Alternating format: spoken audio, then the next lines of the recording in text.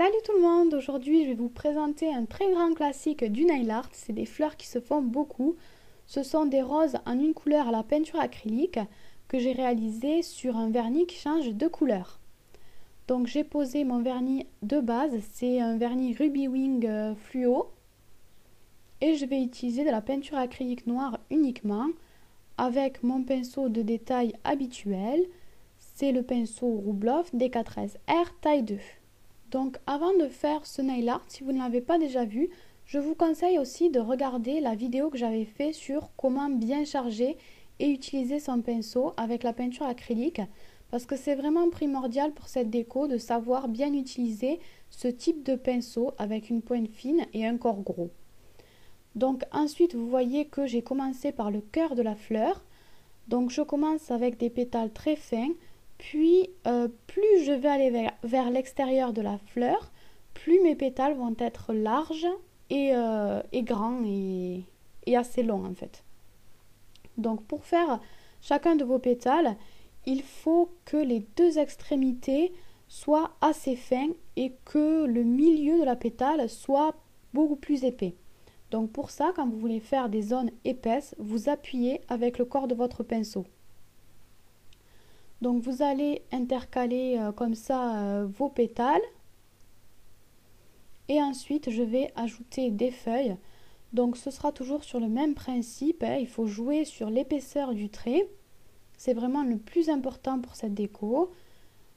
Donc je n'appuie pas beaucoup au début, j'appuie et je relâche pour former ma feuille. Ensuite je vais prendre mon dotting qui va me servir à attraper les paillettes.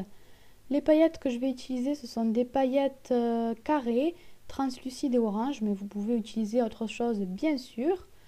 Et pour les coller, je vais mettre une couche de top coat sur mon ongle. Je vais faire tomber quelques paillettes sur un post-it et les attraper avec mon dotting.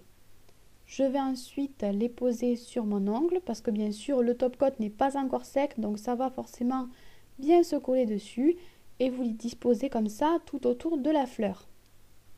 Bien sûr, on termine comme toujours par une couche de top coat final pour faire durer et briller la déco. Je vais maintenant vous expliquer un peu mieux les fleurs sur papier. Donc pour le centre, je fais rien de précis. À chaque fois, je fais un petit caca, je me casse pas la tête pour le centre de la fleur. Et ensuite, donc, je vais intercaler chacun de mes pétales. Donc comme je vous l'ai dit, les pétales sont plus petits au centre de la fleur, puis ils vont s'agrandir. Donc il faut que vos pétales soient le plus serrés possible, mais sans se toucher. Et vous mettez la zone la plus épaisse de la pétale là où vous avez de l'espace. Il ne faut pas que vous positionnez toujours la partie épaisse de votre pétale au même endroit. Là, vous voyez que ma fleur est ronde comme ça. Ensuite, une autre technique, vous pouvez commencer par l'extérieur de la fleur. Vous n'êtes pas obligé de commencer par le centre. Donc là, vous voyez, j'ai fait mes pétales extérieurs qui sont assez grandes, puis j'en fais des plus petites au milieu pour terminer par le petit cœur. Bien sûr, vous pouvez quand même rajouter des pétales plus grandes par la suite à l'extérieur de la fleur si ça ne vous convient pas.